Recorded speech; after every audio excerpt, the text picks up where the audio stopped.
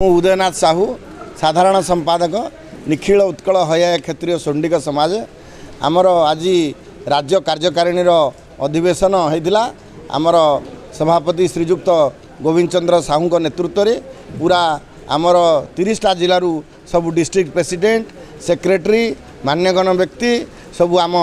सुंडी जातिर आसी आमे बसिक विचार विमर्श कलु जमीक आम जो सभापति महोदय कहते जे आमे आज जड़े आमर +2 कॉमर्स रे से टॉपर होती सम्मानित कलु जड़े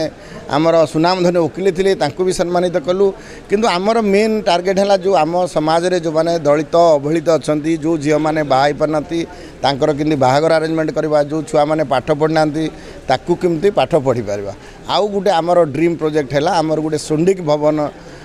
भुवनेश्वर करी प्लान करूँ से आज सब मंथन हो आमर जीबीसी मीटिंग जोड़ा governing body main governing body यार साधारण सभा गोटे हाँपाई पुरी रे कि भुवनेश्वर हम से विचार विमर्श होती आगामी 3-4 मास भितर से स्थान निरूपण करी गोटे बड़ गेट टुगेदर सोंडिक समाज 15,000 20,000 लोक गैदरिंग कर गोटे बड़ मीटिंग हम आम चाहबू जे आम जमी ओडिशार प्रत्येक जगार समस्त आमर समाज केमती काम आसो से चेष्टा करूँ।